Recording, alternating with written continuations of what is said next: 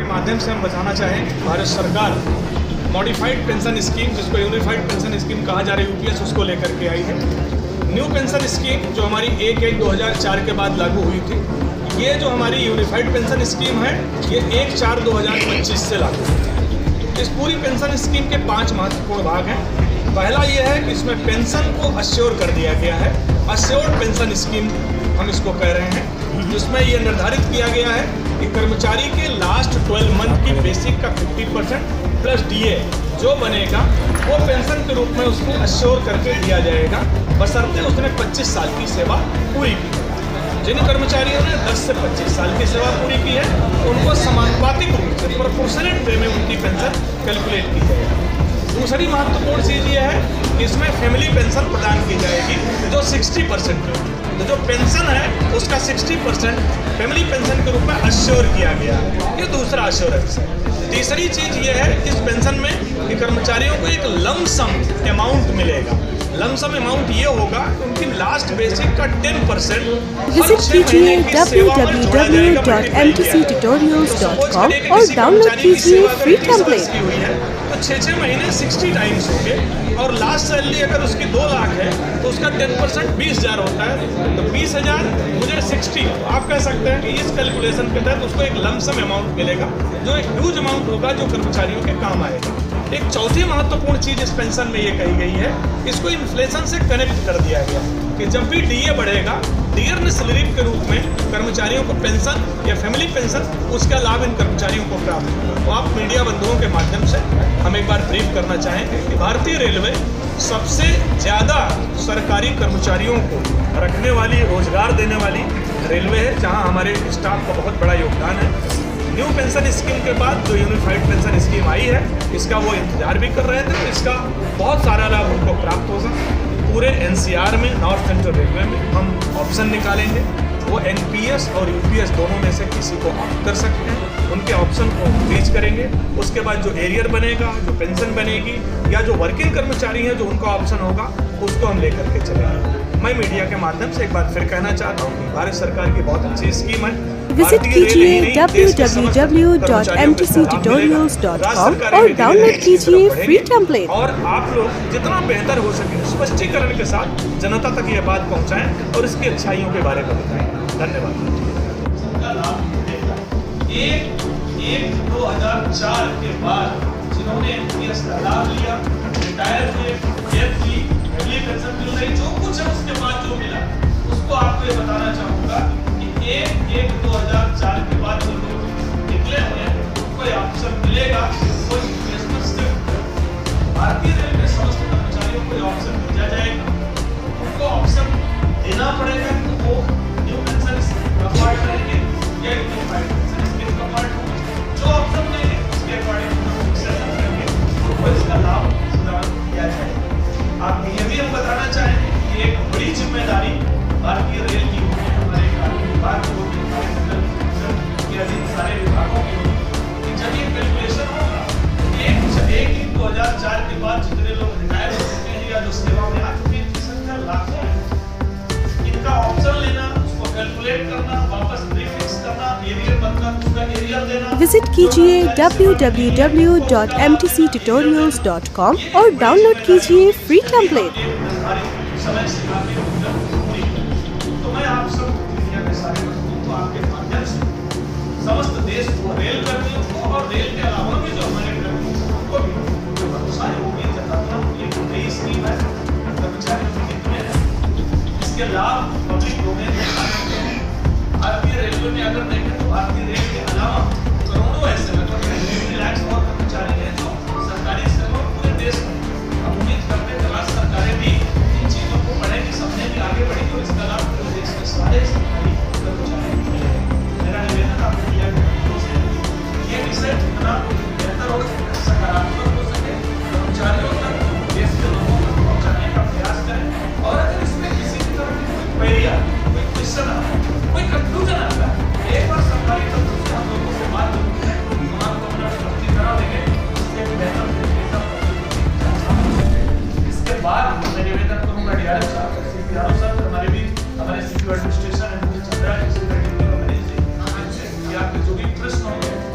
दे सकेंगे, आपको जवाब दे विजिट कीजिए www.mtctutorials.com और डाउनलोड कीजिए फ्री टेम्पलेट।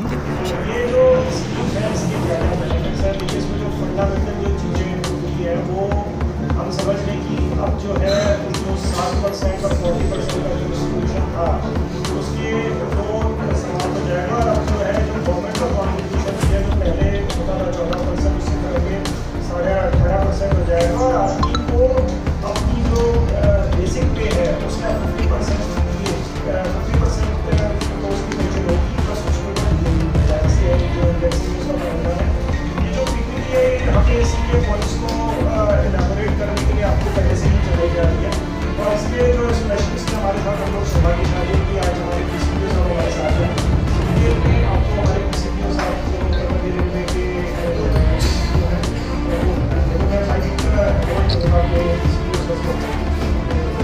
फिर भी मैं उसका एक बार पुनः दोबारा करना चाहूँगा। आपको बताना चाहूँगा ये यूनिफाइड जो पेंशन स्कीम है इसकी सबसे महत्वपूर्ण चीज जो सबसे बड़ा शब्द है वो एश्योर्ड है।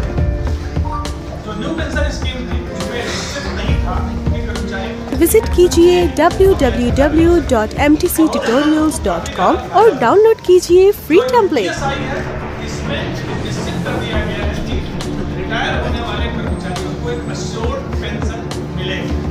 उसके बारे में कैलकुलेशन का पूरा तरीका बताया गया और उसमें आप सबको पता होगा कि लास्ट 12 मंथ की जो सैलरी होगी उसका जो एवरेज होगा उसका 50% प्लस ये पेंशन के रूप में प्रदान किया जाएगा।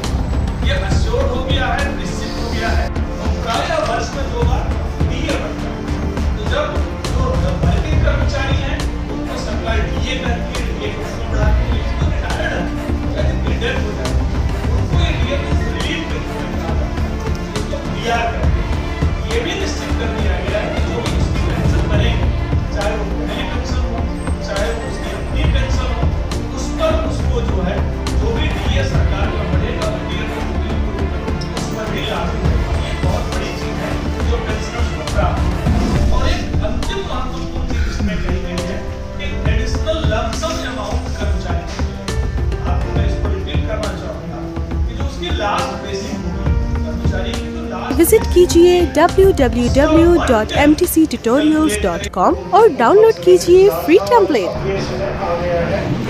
ये जो स्कीम है इसके क्या क्या बेनिफिट्स हैं, देखिए इसमें जो फंडामेंटल जो चीज़ें होती हैं वो हम समझ लें कि अब जो है जो 7% और 40% का जो डिस्ट्रीब्यूशन था उसके वो समाप्त हो जाएगा और अब जो है जो गवर्नमेंट का कॉन्ट्रीब्यूशन किया जो पहले होता था 14% उससे करके 18.5% हो जाएगा और आदमी को अपनी जो बेसिक पे है उसका 50%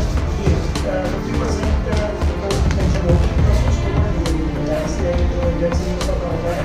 ये जो पीपीटी है हमें इसी के पॉइंट्स को इलाबोरेट करने के लिए आपको पहले से ही चलाई जा रही है और इसके जो स्पेशलिस्ट हमारे साथ हम लोग सहभागी कि आज हमारे पीसीपीओ साहब हमारे साथ हैं, डिटेल में आपको हमारे पीसीपीओ साहब को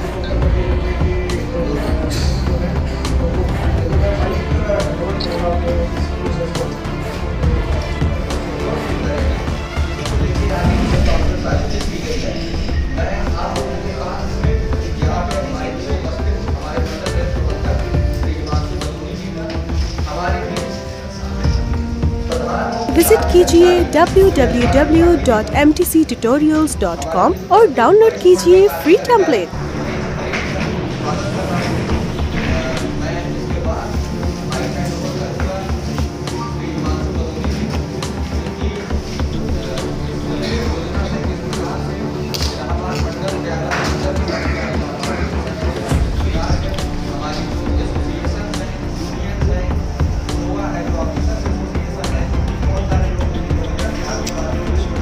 फिर भी मैं उसका एक बार पुनः दोबारा करना चाहूँगा। आपको बताना चाहूँगा ये यूनिफाइड जो पेंशन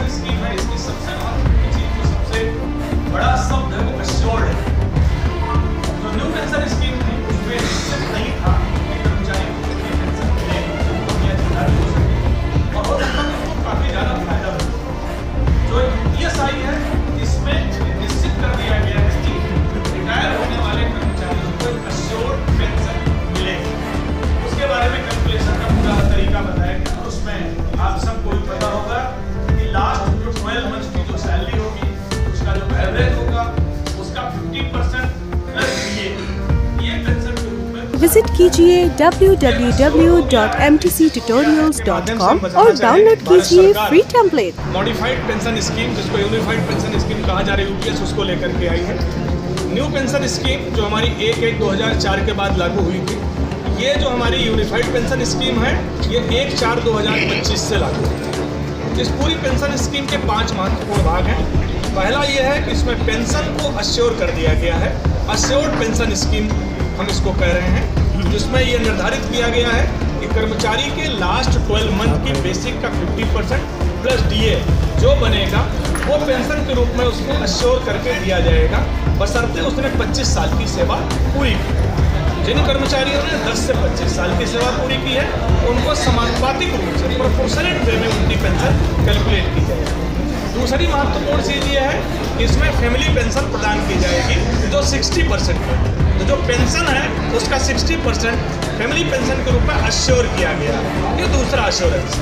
तीसरी चीज़ ये है इस पेंशन में कि कर्मचारियों को एक लमसम अमाउंट मिलेगा। लमसम अमाउंट ये होगा कि उनकी लास्ट बेसिक का 10% हर 6 महीने की सेवा में जोड़ा जाएगा, मल्टीप्लाई किया विजिट कीजिए www.mtctutorials.com और डाउनलोड कीजिए फ्री टेम्पलेट। और लास्ट सैलरी अगर उसकी 2 लाख है तो उसका 10% 20,000 होता है। तो 20,000 मुझे 60, आप कह सकते हैं कि इस कैलकुलेशन के तहत उसको एक लमसम अमाउंट मिलेगा, जो एक ह्यूज अमाउंट होगा जो कर्मचारियों के काम आएगा।